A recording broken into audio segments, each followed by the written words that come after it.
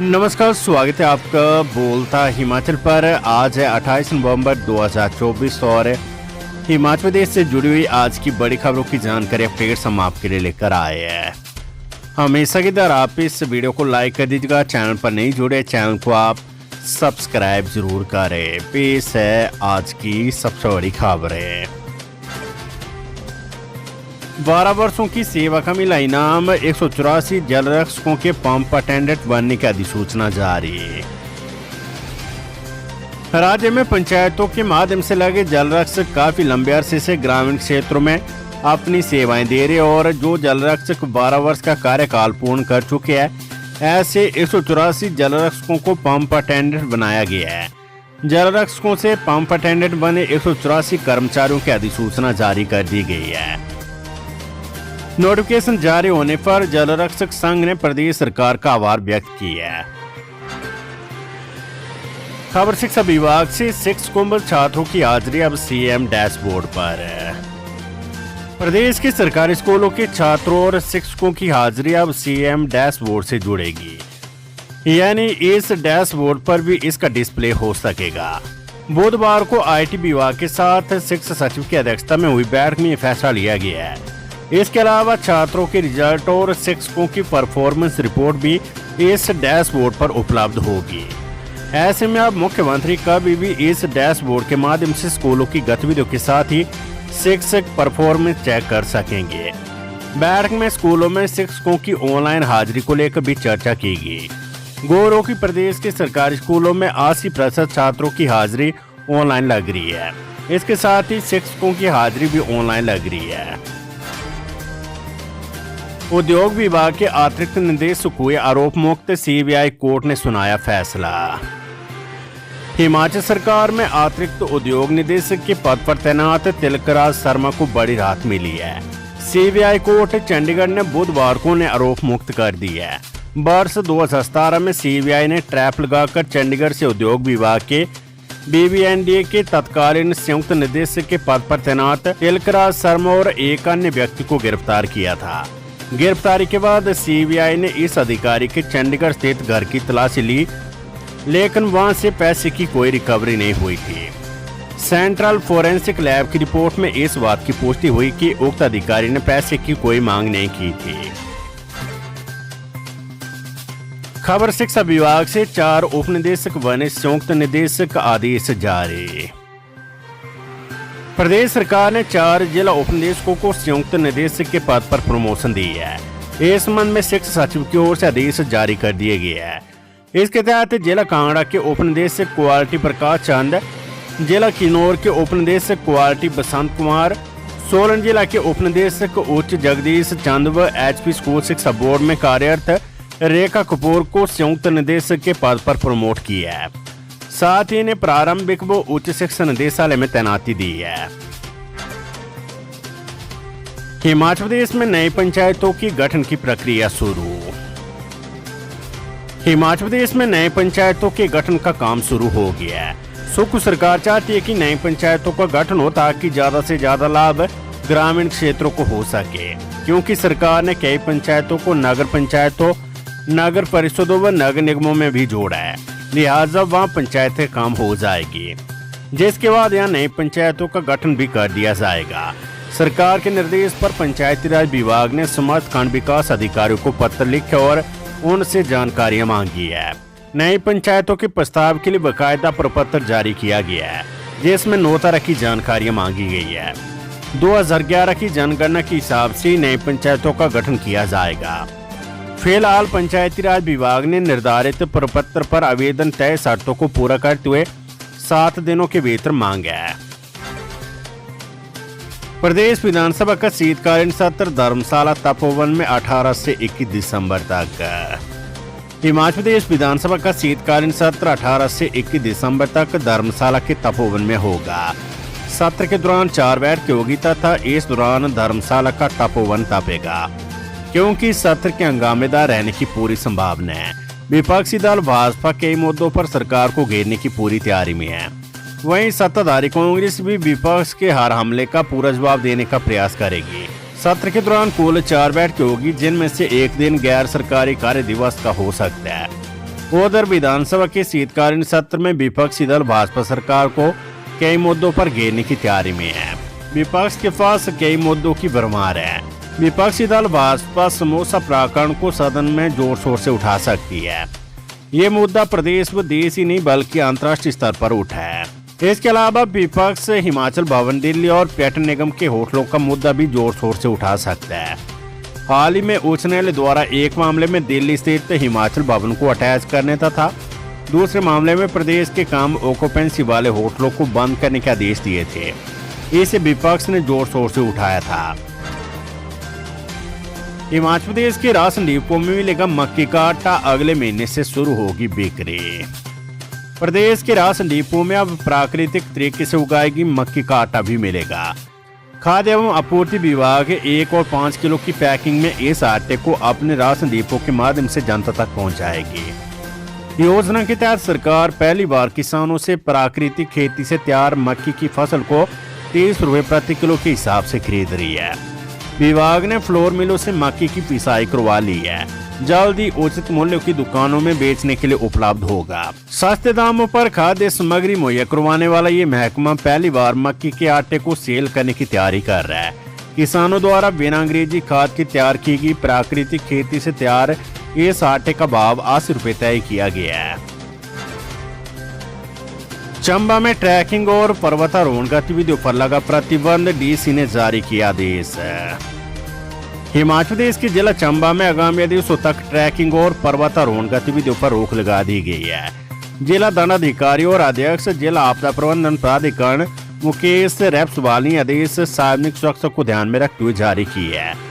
यह निर्णय आपदा प्रबंधन अधिनियम 2005 की धारा 34 के तहत लिया गया है, जो तत्काल प्रभाव से लागू हो गया है। चंबा जिले की पहाड़ियों पर ट्रैकिंग और पर्वतारोहण की गतिविधियां सर्दी के मौसम में खतरनाक हो सकती है, क्योंकि अचानक मौसम बिगड़ने, बर्फबारी और एवलांच के खतरे का सामना करना पड़ सकता है। डीसी ने कहा है कि ये मामला पर्यटकों की सुरक्षा के लिए लिया गया और सभी टूर ऑपरेटर गाइड और आम नागरिकों से उन आदेशों का पालन करने की अपील की है। रिश्वत मामले में सीबीआई की बड़ी कार्रवाई, ईपीएफओ ऑफिस बद्दी के रीजनल कमिश्नर समेत 3 गिरफ्तार है। हिमाचल प्रदेश के बद्दी स्थित कर्मचारी भविष्य निधि ईपीएफओ कार्यालय में भ्रष्टाचार के मामले में बड़ी कार्रवाई करते हुए केंद्रीय जांच ब्यूरो सीबीआई ने regional PF commissioner, enforcement officer और कंसल्टेंट को गिरफ्तार किया है। आरोप है कि इन तीनों ने मिलकर एक फर्म के पीएफ मामले को निपटाने के लिए 10 लाख रुपए की रिश्वत की मांग की थी। उक्त आरोपियों ने शिकायतकर्ता की फर्म के पीएफ मामले में अड़चन डालते हुए पैसे न देने पर भारी जुर्माने की धमकी दी।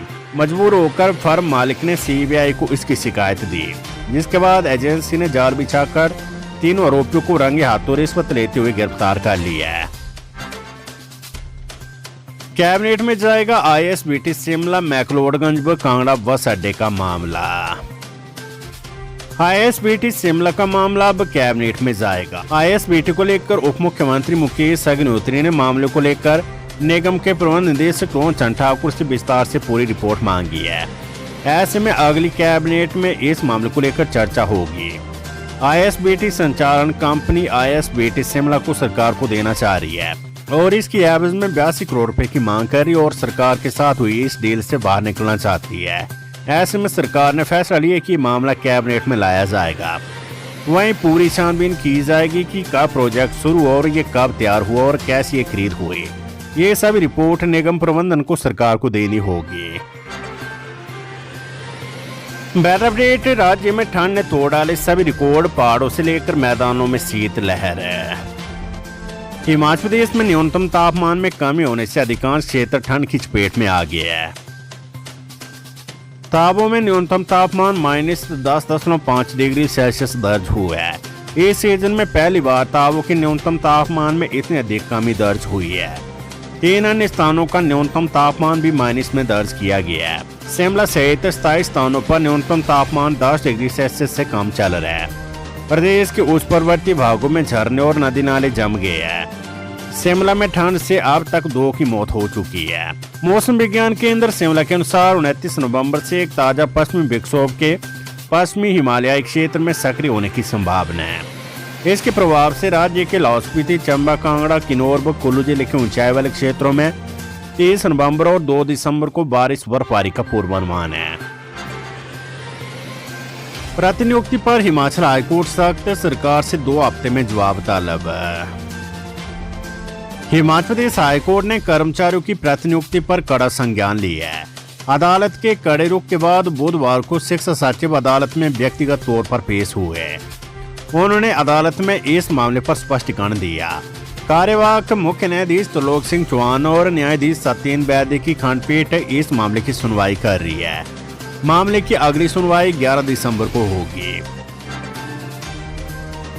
जयराम ठाकुर बोले, कांग्रेस में गुटबाजी चरम पर, सीएम सुक्खू होलीलोज को ठिकाने लगाने में लगे। नेता प्रतिपक्ष जयराम ठाकुर ने कहा है कि कांग्रेस में गुटबाजी चरम पर है। मुख्यमंत्री सुक्खू होलीलोज को ठिकाने लगाने में लगे हुए हैं। वे होलीलोज मुक्त कांग्रेस बनाना चाह रहे हैं।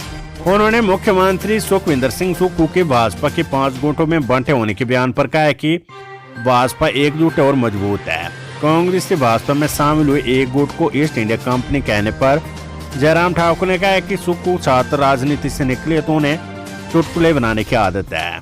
उन्होंने कहा है कि अगर कोई और नेता भी भाजपा में आना चाहे तो उसका स्वागत है। बुधवार को शिमला के आशियाना में हुई पत्रकार वार्ता में जयराम ठाकुर ने कहा है कि कांग्रेस सरकार 2 साल का कार्यकाल पूरा होने पर जश्न मनाने की बात कर रही है।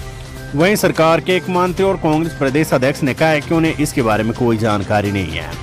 ऐसी ये बात साफ होती है कि सरकार और संगठन में कोई तालमेल नहीं है। हिमाचल प्रदेश हाईकोर्ट के आदेश, स्टोन क्रशर की मशीनों को जब्त करे बोर्ड। हिमाचल प्रदेश हाईकोर्ट ने नालागढ़ में हो रहे पत्थरों के अवैध खनन पर प्रदूषण नियंत्रण बोर्ड को मशीनों को जब्त करने के आदेश दे दिए है। अदालत ने साथ ही बोर्ड को बिजली काटने के आदेश भी पारित किए है। कार्यवाहक मुख्य न्यायाधीश त्रिलोक सिंह चौहान और न्यायाधीश सत्येंद्र वैद्य की खंडपीठ ने कहा है कि अगर कोई भी कानून का उल्लंघन कर रहे तो उसके खिलाफ कार्यवाही करे। प्रदेश हाईकोर्ट ने जिला विधिक सेवा प्राधिकरण सोलन और बीबीएन को व्यक्तिगत तौर पर कोर्ट के आदेशों की अनुपालना करने को कहा है। इस मामले की अगली सुनवाई 4 दिसंबर को होगी। राज्य चयन आयोग ने घोषित किए 4 पोस्ट कोड के फाइनल रिजल्ट, 6 पदों पर हुई नियुक्ति। हिमाचल प्रदेश राज्य चयन आयोग ने बुधवार को 4 अलग अलग पोस्ट कोड के लिए हुई डॉक्यूमेंट वेरिफिकेशन के बाद कुल 6 पदों के फाइनल रिजल्ट घोषित कर दिए है।